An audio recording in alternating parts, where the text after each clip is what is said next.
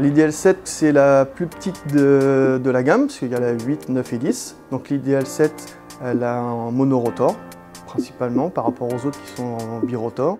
C'est un moteur ACO-Power d'Athlete 8 de 451 chevaux. On peut l'équiper de deux coupes, 7,50 m ou 9,20 m. Les points forts, c'est sa simplicité. Au niveau de la conception de la machine, ils ont réduit au maximum tout ce qui était entraînement par courroie. On a un entraînement par cardan pour l'entraînement principal.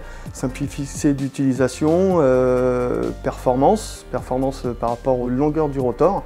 C'est le plus long du marché. Et la surface de préparation, pareil, qui est la plus large du marché. Nous possédons une Ideal 7 depuis 1 an. Bon, alors je ne vous parlerai pas de fiabilité, là je ne la connais pas. Elle est d'ailleurs chez le concessionnaire pour révision et modification. Les premières impressions étaient plutôt positives. C'est une machine à coupe à tapis.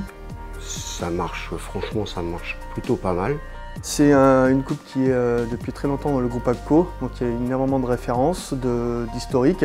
Le gros avantage de la coupe à tapis, c'est qu'elle est plus longue en profondeur, une meilleure alimentation et on a une alimentation très régulière du convoyeur, ce qui fait qu'on a une machine qui est beaucoup plus performante. À passer en coupe à colza, on a juste les deux scies à mettre, c'est tout. Et il n'y a pas de rallonge de coupe, parce que le tapis fait rallonge de coupe, et c'est suffisant, et ça va bien.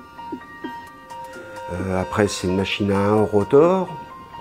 Bon, c'est une type axiale, hein, ça n'a rien de nouveau, mais comme c'est un batteur qui est assez long, la paille passe 4 fois autour, donc c'est une séparation un peu moins forcée que sur une autre.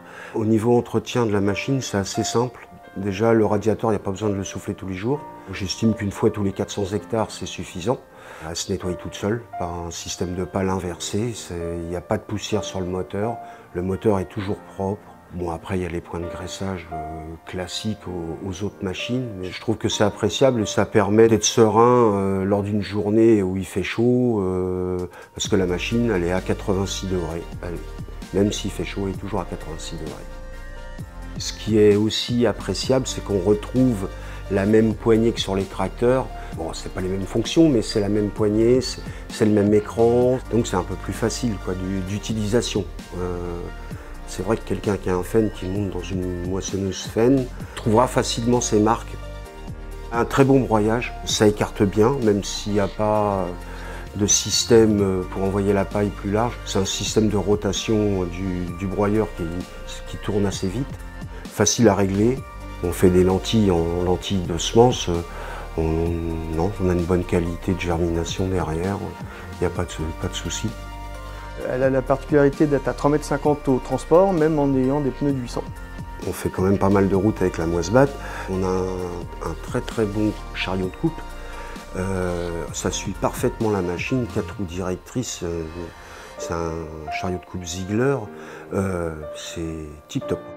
J'espère que les années suivantes se passeront aussi bien que la première année d'utilisation. On a un bon suivi de la part de la concession qui permet aussi d'assurer une moisson un peu sereinement.